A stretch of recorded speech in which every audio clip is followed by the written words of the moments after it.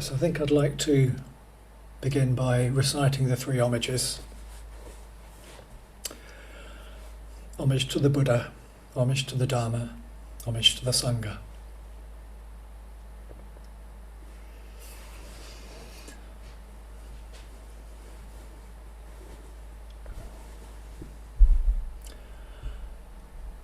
I was going to begin this talk by describing how I like going for walks along the road in our valley in the evening before meditation, which during the last couple of months has meant walking in darkness. I wrap up well and I take a head torch and I have a stomp for half an hour or so. I find this good for body and mind. And when thinking what to say, what to talk about at this meditation afternoon, I thought it might be a pleasing analogy to speak about how walking in the dark is a bit like how we sometimes feel as if we're training in darkness, which is hard, not easy at all. Though I realise that the comparison doesn't quite work. Similarity is very superficial, because I do honestly find it pleasurable to spend time walking in the dark. I often, switch my head torch off even. I think it takes me back to when I was young and being out at night was novel and exciting. And also these days it's a way of giving myself a break from whichever four walls surround me that day, which is enjoyable. In other words, it's a recreational activity. Whereas the darkness we encounter in training is quite different. It's not at all enjoyable. And the way we respond to it is crucial. So I'll have to start on a different tack from that analogy. And the whole topic is current for me because in the winter months of December and January, the community at Throstle has a significant amount of retreat time, as you probably know. We had our monks session in December, and then the month-long winter Sangha retreat, which ended last week. So there's been plenty of darkness, which has got me thinking about the whole issue of training in darkness. In some ways it works well to spend the weeks when daylight hours are limited on retreat, but it doesn't always make it easy. At this time of year, it's common to feel intimidated by the long hours of darkness. Our mood is easily affected by external conditions. And when the world is dark, it's not surprising that we find ourselves in a dark mood or visited by thoughts which could be described as dark. Sometimes, at least. And I'm not just talking about monastery life here. I'm sure all of you are familiar with this phenomenon. And you'll know, of course, it's not much fun. Actually, I'd say it's a manifestation of suffering. Now, these days we are fortunate in having ways of mitigating the oppressive effects of long nights in the dark, like electric lighting and entertainment on TV and digital communication. But there can still be a certain background sense of dread that creeps up on us when it's dark and cold. And especially now, when there are added difficulties because of the COVID pandemic, it's no surprise that we're hearing our collective mental health has deteriorated in the last year. Fear of the dark is quite common, especially in children. It's associated with being alone, separated from the people who are our refuge and or providers of support, like our parents when we're young. We grow out of that, of course, but it can still remain in the unconscious, especially in today's world, when there are often dangers present, for instance in city life at night. Don't go out alone in the dark, they say. And these uncomfortable feelings overlap with what I could call spiritual darkness. And darkness of mind like that provokes fear too. We don't know how long it'll last, how bad it will get, or whether we'll be able to make it go away. And this is where the idea of training in darkness, walking in darkness, does apply. What makes dark thoughts particularly unpleasant is the fact that we are rarely in control of them. The feeling of being in control of a situation or of the direction of our life is synonymous with, or at least very conducive to, contentment. When our lives are challenged by events we can't control, it feels threatening, and alarm and fear arise, adding to the already dark thoughts. I'd like to say that the more you meditate, the more you become accustomed to this state of affairs, such that this kind of disturbance is not so much of a problem. And to an extent that's true, but I'm personally regularly surprised, even after my years of meditation, by the strength of dark or fearful feelings which arise when things aren't going well. It takes as much effort for me to sit still and not want to run away or fight the feelings with distraction techniques as it ever did. This is simply a confirmation of the teaching that training is not easy, and we should never expect it to be. It also reminds us that meditation makes us very sensitive to the changing landscape of our mental world. Seemingly tiny things can have a surprisingly powerful impact on our equilibrium. This may feel like a negative effect of meditation, but it's actually one of the benefits. Our meditation is helping us to notice things that we wouldn't normally have been aware of. It's not that things are getting worse, if it feels that way, just that we're more vividly aware of them. They are more in focus, and that gives us the opportunity to face them. We meditate because we find it brings a sense of relief. Our agitation is calmed. Our minds become clearer, less distressed. At the beginning, that is. Many teachers extol these benefits of practice, and attracted by them, we give it a try and usually are rewarded with good experiences. What the teachers don't always tell you is that meditation can also intensify bad feelings as well as cultivate good ones.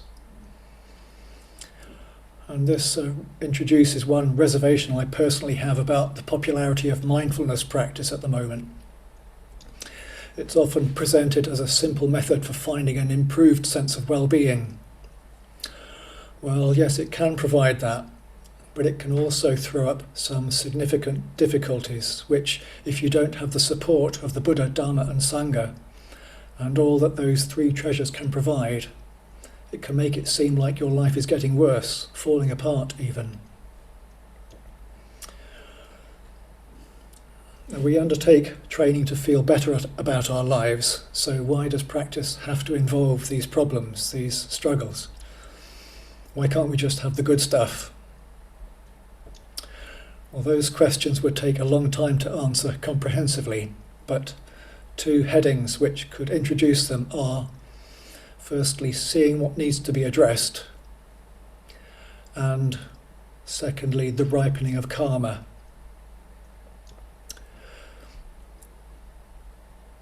On the first of those, facing up to and dealing with the dark sides of our mind provide opportunities to learn and to grow spiritually.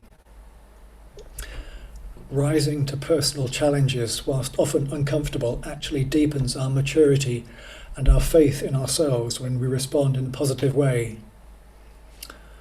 And that's true of all of life, not just spirituality, isn't it? And when our meditation highlights for us the need to, for instance, change a cynical or otherwise unhelpful attitude, or maybe offer a bit more understanding to someone we feel critical of, that is how uncomfortable truths about ourselves can be addressed and changed for the better. So in the long run, we can see that we benefit from that discomfort, or we can if we accept the discomfort positively. And the ripening of karma is another way of describing experiences like the arising of painful memories, whether they be of things that have happened to us or of mistakes that we've made. Sitting still with those thoughts and feelings is the way of acceptance, and it allows compassion for that pain to grow in our heart. This will enable the hurt to heal, or give rise to the resolve not to repeat our unwise behaviour. So the answer to the question of why does training involve struggles is answered, along with pretty much every other question about the life of meditation, by the exhortation to keep going with the practice and accept that everything that happens can be viewed as showing us the truth about life.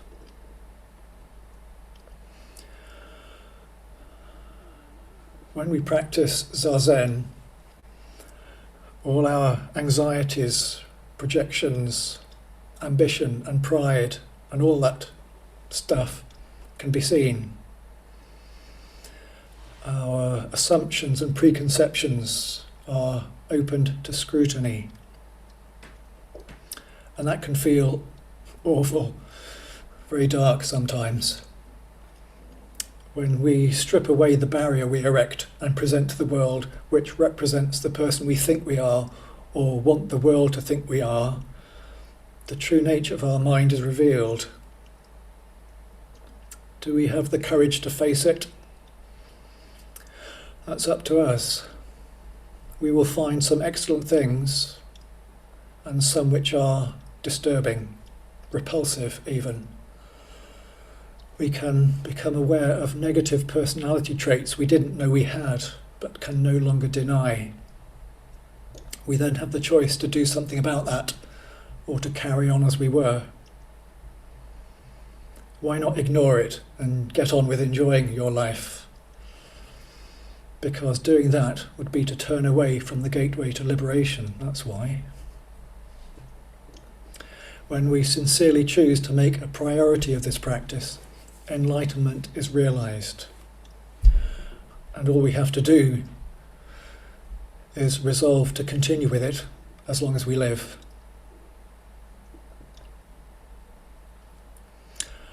The more we learn to train with the difficult stuff, the deeper the sense of peace beyond and beneath it is accessible to us.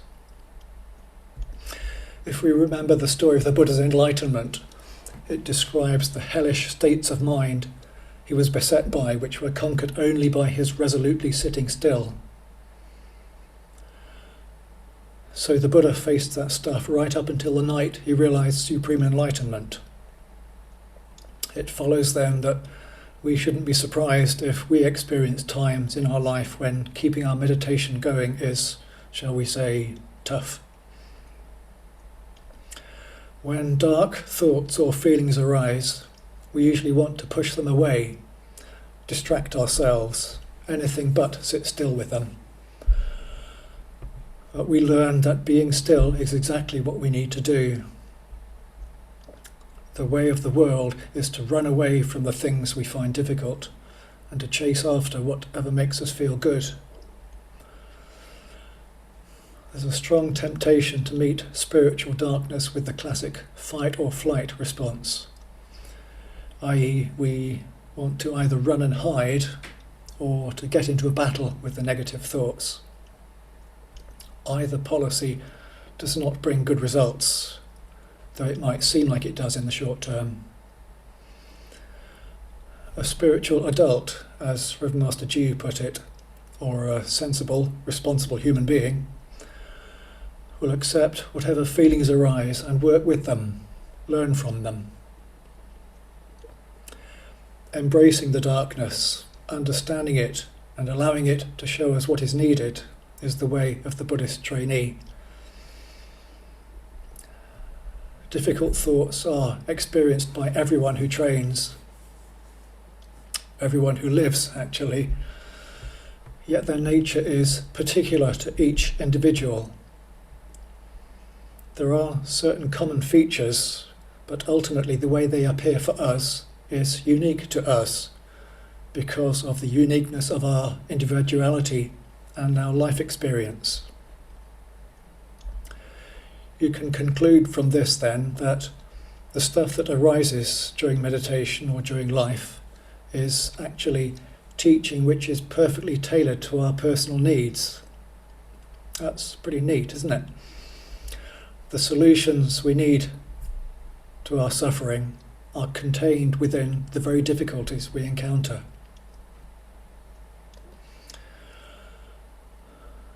We can also make things worse by complaining to ourselves that I shouldn't be feeling like this, or maybe all the meditation I do is a waste of time if this keeps happening. Again, these reactions are understandable but misguided, really. This is another way of how we can get drawn into a fight with the thoughts, which doesn't bring relief. To forego this tactic is to practice acceptance.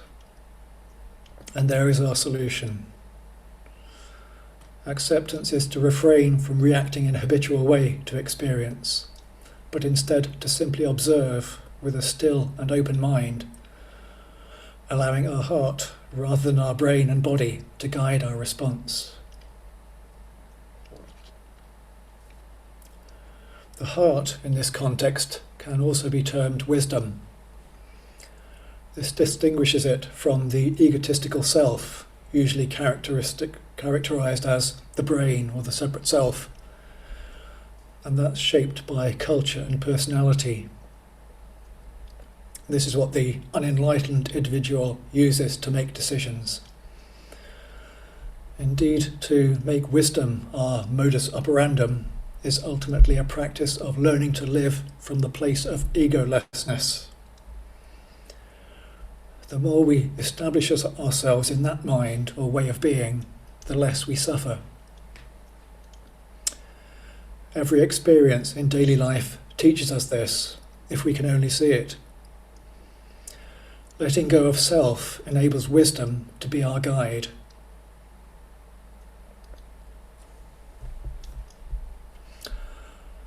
We need patience as well as acceptance. Patience will help us to not get into a fight with dark thoughts, thus refraining from compounding the problem, but keeping the way open to allowing the darkness to disperse naturally, which it will if we don't battle it. Our efforts to help the suffering of spiritual darkness can be complicated by all sorts of strategies. Something I've been reading about recently in online articles is the self-critic factor. Titles like How to Silence Your Inner Critic. Many people live with a so-called inner dialogue, which, although sometimes helpful, think tennis players geeing themselves up to do better in the next point, can be very destructive when it is compounded by anger, for example. As is ever the case, all our attributes can be used to good effect or ill. Monitoring ourselves with a view to improving our behaviour is fine practice, but too often we become very judgmental of ourselves and end up in a cycle of anger and despair when we appear, for instance, to fail to meet the standards we set for ourselves. It's good to be vigilant and to notice when our behaviour is less than ideal, but being angry with ourselves is unhelpful, as it is dualistic as well as non-perceptual practice. Self-punishing behaviour is so easy to get caught up in, and so harmful, and quite unnecessary. I've also recently come across a study on so-called emotional contagion, which rang true with me. Something to which young people are particularly prone, apparently. It describes how we adopt or inherit moods from people we associate with or live with. Put another way, others' moods influence us. And even though you might imagine we would always choose to keep negative feelings at bay given the chance, it's understandable how we can absorb dark states of mind, especially from people we like. And that's actually proof of our compassionate nature. We literally feel what those closest to us are going through because our minds are not separate, is a way you could characterize that scenario. This illustrates how our personality is shaped as we grow up. We have a natural inclination to imitate others as we learn about the world, and our self becomes an amalgamation of countless attitudes and opinions which we pick up, usually unconsciously, from people we encounter in real life and observed on screen even.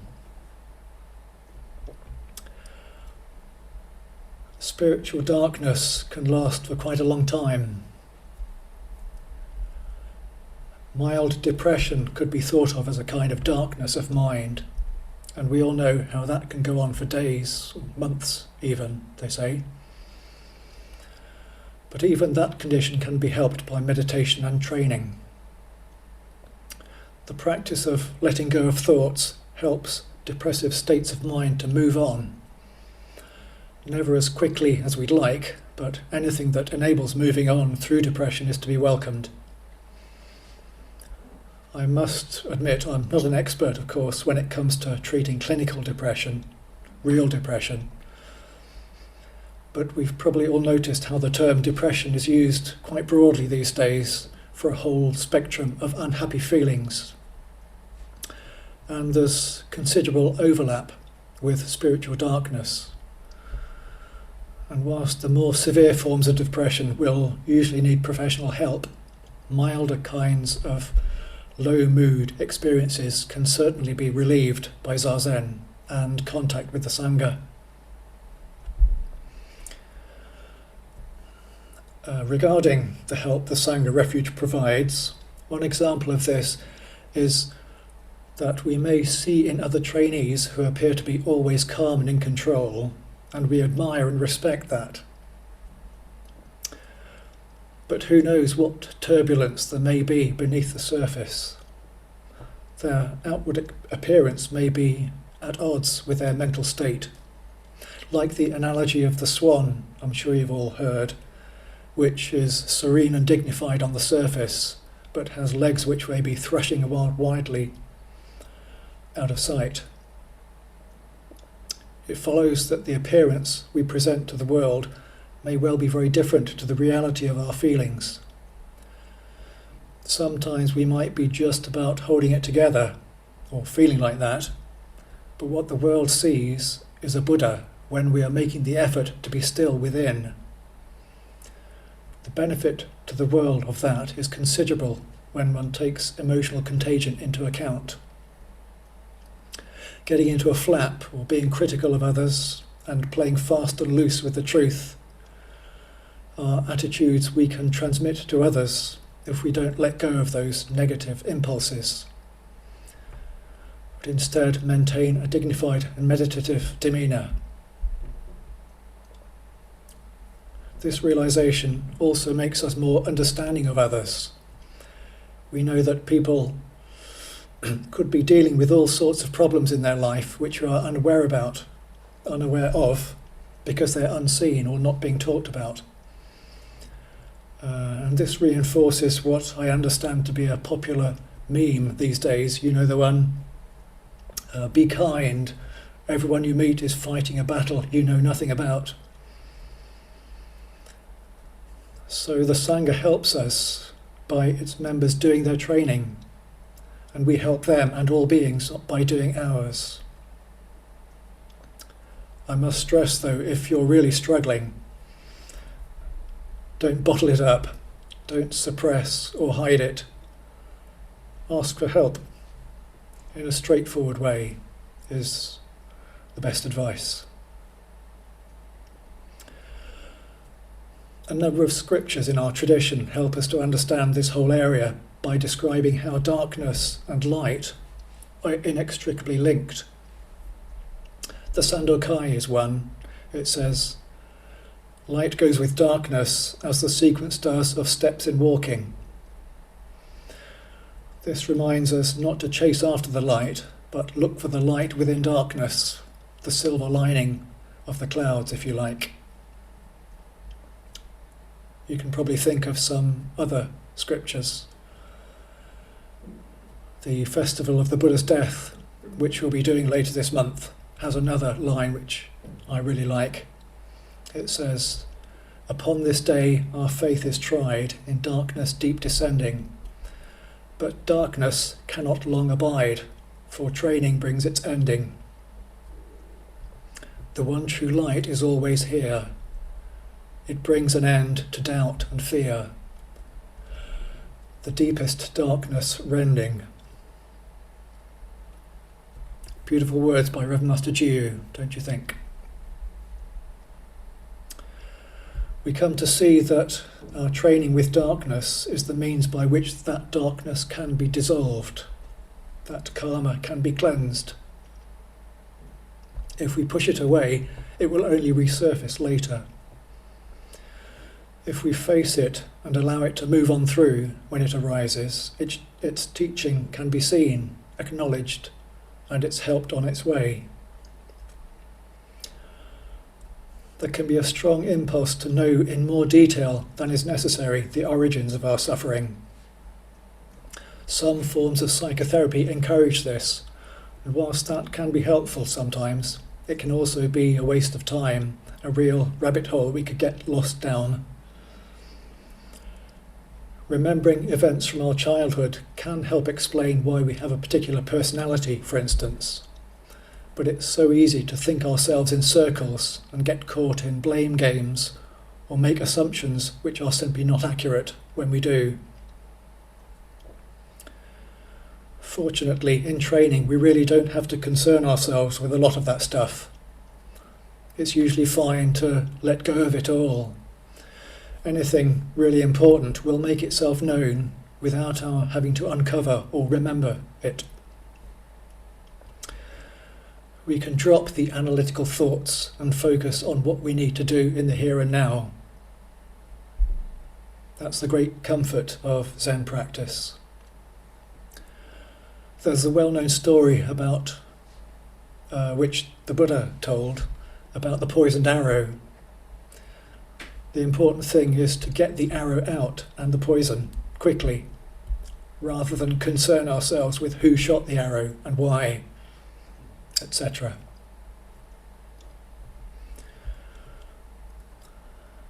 The value of practicing acceptance can also be recognized when we take a long-term view of training and realize it is a lifetime's undertaking with no particular goal, i.e., it's simply training for training's sake. Part of us seems to always look for an end result or demonstrable effects from our sitting, whereas taking the next step that's in front of us as well as we can without measuring our progress is always enough. It's no surprise that the darkness of delusion is a term which features often in the scriptures. Contemplating this reminds us that to train is to be willing to look into the darkness, see that its cause is ignorance or delusion, and resolve to live according to what is true.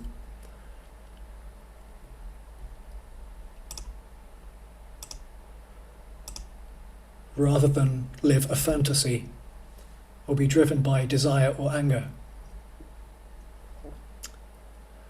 And we can come to the reassuring understanding that it is not our delusion, it is not our fault. It is just what we have inherited from the past, what has landed in our begging bowl, as it's described in the training of a monk. This is to realize our innate purity. The so-called cocktail of karma that we appear to have been lumbered with is merely echoes from the past, which essentially arbitrarily land on our plate. Or should that be in our glass or our bowl? The way of the bodhisattva is to be willing to train with however that negative karma presents, such that it can be resolved and cleansed and returned to immaculacy.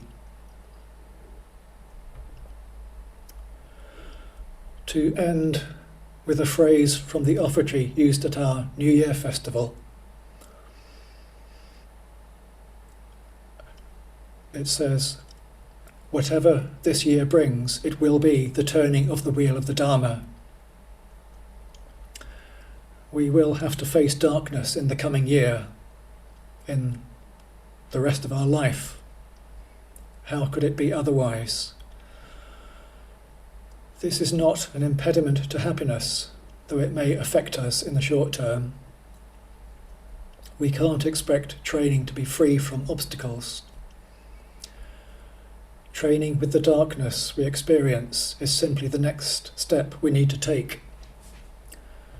By doing so with willingness, we learn that our meditation can embrace and overcome it, and so our faith in the three treasures can grow.